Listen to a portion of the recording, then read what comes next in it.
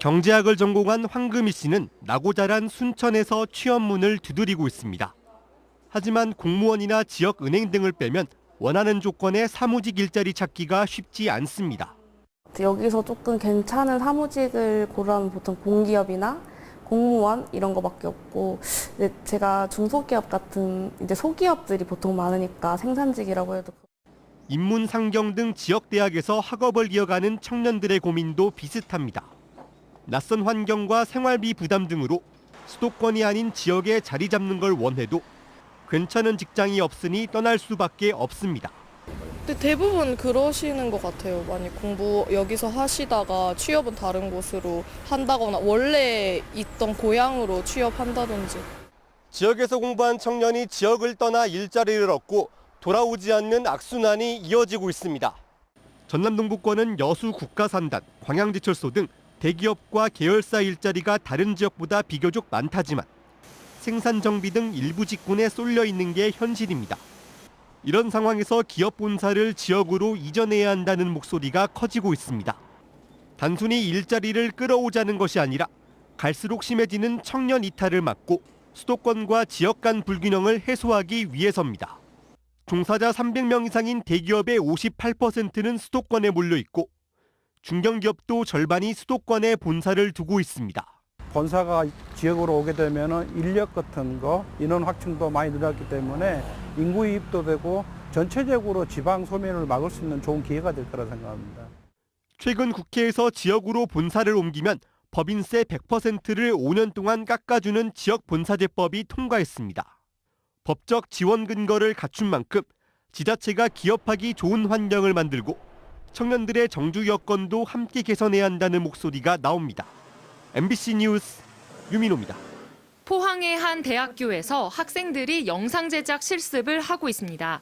최근 젊은 세대의 인기가 높은 미디어 콘텐츠 직종 취업에 유리한 학과 학생들이지만 정작 취업은 다른 지역에서 할 생각입니다.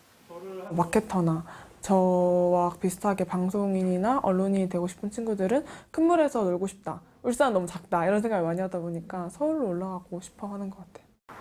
대표적인 철강 공업 도시인 포항시의 인구는 꾸준히 감소 추세를 보이다 지난해 지방자치법상 대도시 기준인 50만 명 선이 무너졌습니다. 남성 인구보다 여성 인구의 감소폭이 더 뚜렷했는데 2018년만 해도 5천 명 정도였던 남녀 인구 격차가 지난해 말 기준 8천 명 넘게 벌어졌습니다. 특히 20, 30대 청년 여성의 인구 감소가 컸는데 가장 큰 원인은 일자리입니다.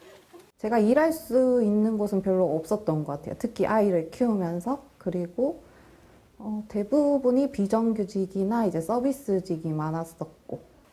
대표적 공업 도시인 울산에서도 20, 30대 청년 여성 10명 가운데 2.4명이 해마다 대학 진학과 취업을 위해 지역을 떠나는 것으로 조사됐습니다. 일자리가 철강과 석유화학 등 제조업에 편중돼 있기 때문입니다. 젊은 여성들이 선호하는 서비스업이나 사무직 같은 일자리는 턱없이 부족하고 그마저도 대부분 비정규직입니다. 단기간에 약간 소모적으로 하고 계약이 종료되어 있기 때문에 또 다시 그리고 지속성도 없고요. 그래서 그게 장기적으로는 도움이 되는지 잘 모르겠습니다. 하지만 지자체들의 일자리 정책은 대부분 제조업 등에 몰려 있고 여성 정책은 주로 보육과 돌봄 제공에 머물러 있습니다. 보육, 돌봄을 위한 일생활 균형 정책들이 시행되고 있습니다만 청년 여성의 이탈을 막는 데는 한계가 있어 보입니다. 청년 여성 인구의 감소는 인구 소멸과 직결되는 만큼 여성 일자리에 특화된 정책 전환이 필요하다는 지적이 나옵니다. MBC 뉴스 장미쁨입니다. 현대자동차는 올해 생산직 정규 직원을 700명 뽑기로 했습니다. 10년 만에 대규모 채용 소식에 회사가 위치한 울산은 술렁이고 있습니다. 일단 꿈의 직장이라고 생각하고 저희 울산뿐만 아니라 이제 다른 지역에 있는 사람들도 이제 거기 지원에 관심 쏠려서. 하지만 이번 공채가 마무리되면 다음 채용은 언제가 될지 가늠하기 어렵습니다. 자동차 산업은 점점 전기차 쪽으로 옮겨가는데 전기차 공장은 필요 인력도 적고 그나마 내연기관 자동차를 만드는 인력이 전원 배치될 가능성이 높기 때문입니다. 현재로서는 한 30% 정도는 직접 고용이 내연기관보다는 작다 이렇게 보는데 울산 경제의 또 다른 축인 현대중공업 안에 위치한 기술교육원. 선박 건조의 기본인 용접을 비롯해 배관과 도장 등 각종 기술을 배울 수 있습니다. 무료 숙식에 교육 장려금까지 지급되고 교육을 마치면 곧바로 사내 협력사에 취업합니다. 하지만 지난해 1000명 모집에 500명을 가까스로 채웠습니다. 자동차와 석유화학 등 다른 직종에 비해 임금은 적고 노동 강도는 높다 보니 일하겠다는 사람이 없는 겁니다.